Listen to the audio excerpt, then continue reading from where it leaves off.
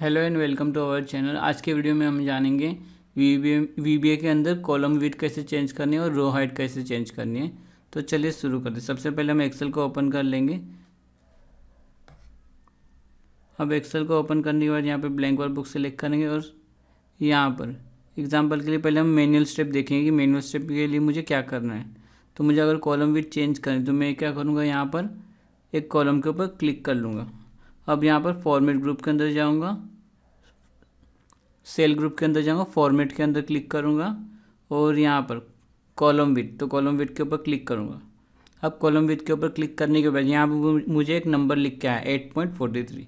ये हमारा default column का विड्थ है। तो मैं इसको चेंज करके मैं क्या कर लूँगा, यहाँ पर 15 टाइप कर लूँगा और ओके बटन के ऊपर क्लिक कर लूँगा। तो ये मेरा कॉलम का विड्थ जो था चेंज हो गया। अगर मुझे वापस पहले के जैसे रीसेट करना है, यानी कि जो डिफ़ॉल्ट कॉलम विड्थ है वैसा करना था, तो मुझे क्या करना है, यहाँ पर वापस फॉर्मेट के अंदर जाएंगे, यहाँ पर कॉलम विड्थ के ऊपर क्लिक कर लेंगे और यहाँ पर जो 15 टाइप किया उसकी जगह पे 8.43 टाइप कर लेंगे और ओके बटन के ऊपर क्लिक कर लेंगे। तो ये एज इट इज़ पहले के जैसा कॉलम विड्थ हो गया। तो सेम चीज़ हम यहाँ पर वीबीए के अंदर कोड में करने वाले हैं। तो यहाँ पर डेवलपर टैब के अंदर जाएंगे, विजुअल बेसिक के अंदर जाएंगे और यहाँ पर सबसे पहले एक मॉड्यूल क्रिएट कर लेते हैं। तो इंसर्ट के ऊपर मॉड्यूल सेलेक्ट कर लेंगे। अब यहाँ पर क्या करेंगे, तो एक सब प्रोसीजर क्रिएट करते हैं, सब, और यहाँ पर सब को नाम क्या देंगे, तो main column width, bracket open bracket close और एंटर कर लेंगे। अब यहाँ पे एंटर करने के बाद मैं यहाँ पे क्या टाइप करूँगा, सपोज़ मैं एक सेल लेता हूँ, जैसे एग्जांपल के लिए यहाँ पर डी के अंदर कौन सा सेल लिया, D6, यानी कि सेल के ऊपर क्लिक किया। तो मैं इस सेल के बेस के ऊपर कॉलम का विड्थ चेंज करने वाला हूँ। तो यहाँ पर क्या करूँगा, range D6 double quotation mark bracket close dot column width equals to, तो यहाँ पे मैं 15 टाइप करूँगा, जैसे मैंने एक्सेल के अंदर मैनुअल स्टेप में किया था, सेम उसी तरीके से। अब कीबोर्ड के अंदर F8 प्रेस करूँगा, वापस से F8 प्रेस करूँगा और एक बार F8 प्रेस करूँगा। तो मेरा जो कॉलम का विड्थ है वो चेंज हो गया। अगर मुझे वापस पहले जैसा करना है कॉलम विड्थ, तो मैं यहाँ पर क्या करूँगा, इसी को कॉपी करूँगा, कॉपी पे और यहाँ पर पेस्ट कर लूँगा और यहाँ पर क्या करूँगा 8.43 टाइप कर लूँगा और इस लाइन से वापस से रन करेंगे। तो यहाँ पर राइट क्लिक किया और सेट नेक्स्ट स्टेटमेंट के ऊपर सिलेक्ट कर लिया और F8 बटन पर प्रेस किया। तो ये एज इट इज़ जैसे पहले कॉलम का विड्थ था एज इट इज़ वैसा हो चुका है। अब नेक्स्ट क्या करेंगे, तो मुझे रो का हाइट चेंज करना है। तो रो का हाइट चेंज करने के लिए मैं क्या करूँगा, यहाँ पर सेम उसी रेंज को लेंगे, रेंज D6, और यहाँ पर जैसे कॉलम विड्थ हमने यूज़ किया उसी तरीके से मैं यहाँ पर रो हाइट यूज़ करूँगा, रो हाइट, और यहाँ पर तो यहाँ पर सपोज एग्जांपल के लिए मैं टाइप कर लूँगा 30। अगर मुझे रो हाइट चेंज करना है तो एक्सेल में क्या करना रहेगा, एक रो को सिलेक्ट करना है या तो एक सेल को सिलेक्ट किया वो भी चलेगा। होम टैब के ऊपर जाएंगे, फॉर्मेट के अंदर जाएंगे और यहाँ पर जैसे कॉलम विड्थ सिलेक्ट किया था उसी तरीके से मैं यहाँ पर रो हाइट सिलेक्ट कर लूँगा।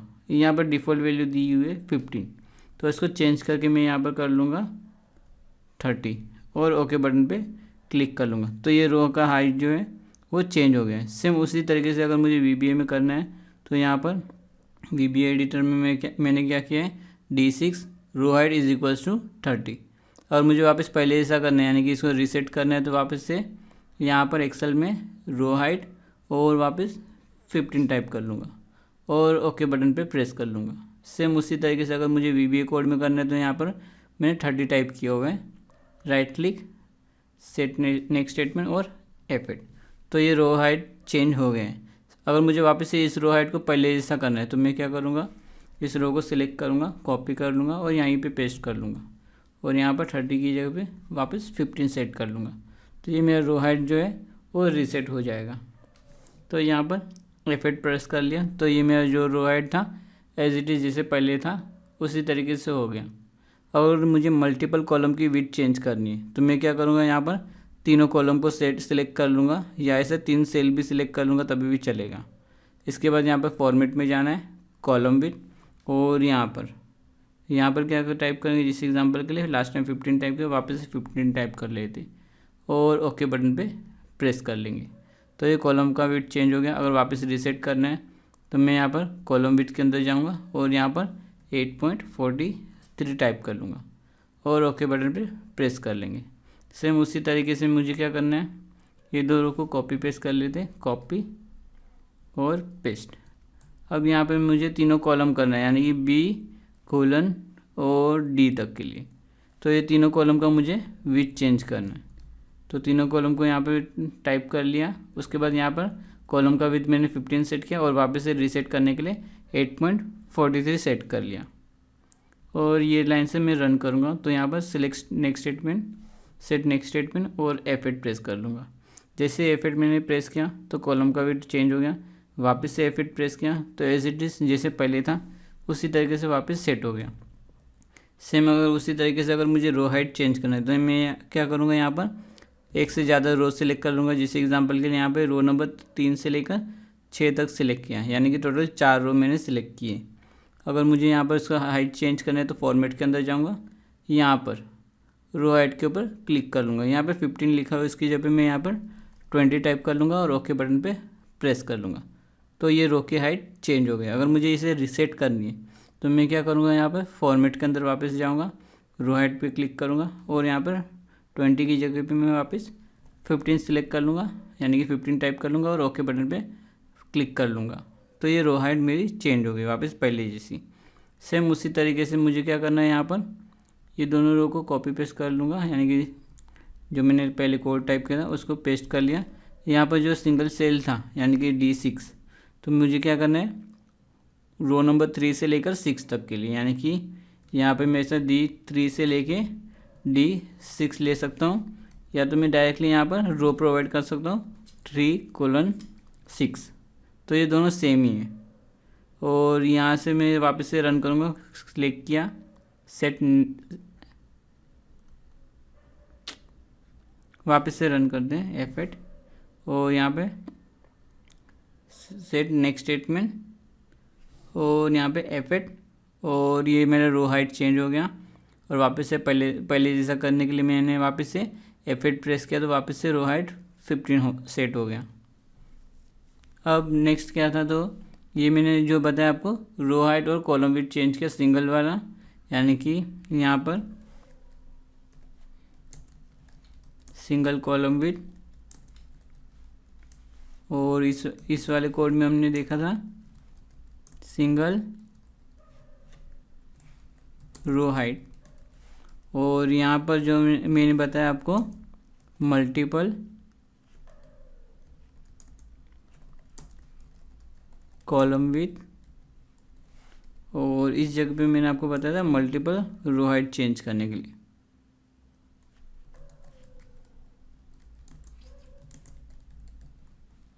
अब ये होने के बाद और मुझे मल्टीपल कॉलम अगर चेंज करना है, जैसे एग्जांपल के लिए मैंने यहाँ पर कुछ रेंज के ऊपर टाइप किया हुआ है तो मुझे उस कॉलम को ऑटो फिट करना है।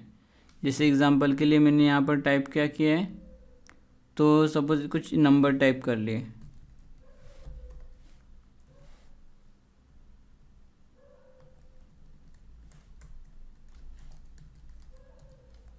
अब मैंने यहाँ पे नंबर टाइप किया, मुझे इसको कॉलम को ऑटो फिट करना है। तो मैं क्या करूँगा, यहाँ पर सेलेक्ट करूँगा वो कॉलम्स को, यहाँ पर फॉर्मेट के अंदर जाऊँगा और यहाँ पर जो ये कॉलम्स का विड्थ है यहाँ पर auto fit column width option दिया हुआ है इस कॉलम विड्थ के नीचे, तो इसको क्लिक कर लूँगा तो ये कॉलम की विड्थ चेंज हो गई। अगर मुझे वापस पहले ऐसा करना है तो यहाँ पे क्या करूँगा, कॉलम विड्थ के अंदर 8.43 सिलेक्ट कर लूँगा और ओके बटन पर प्रेस कर लूँगा। तो सेम चीज़ मुझे अगर कॉलम विड्थ यहाँ पे VBA कोड के अंदर करना रहेगा तो क्या करना है, यहाँ पर तो सबसे पहले हम लोग रेंज सेलेक्ट कर लेंगे, यानी कि रेंज कहाँ से कहाँ तक, तो C से लेकर F तक के लिए, और यहाँ पर कॉलम्स डॉट ऑटो फिट ये सिलेक्ट कर लेंगे और यहाँ से मैं रन करूँगा, यानी कि सेट नेक्स्ट स्टेटमेंट और F8 के ऊपर प्रेस कर लूँगा। तो ये कॉलम की विड्थ मैंने ऑटो फिट कर दी। अगर मुझे वापस से पहले जैसा सेट करना है तो उसके लिए मैं क्या करूँगा, यहाँ पर रेंज C:F और यहाँ पर कॉलम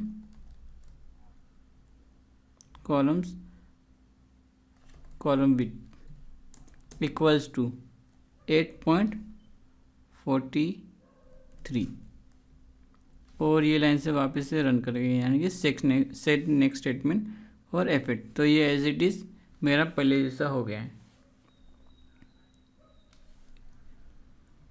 वापस से सेम इस लाइन को कॉपी करते हैं और नीचे पेस्ट कर देते हैं।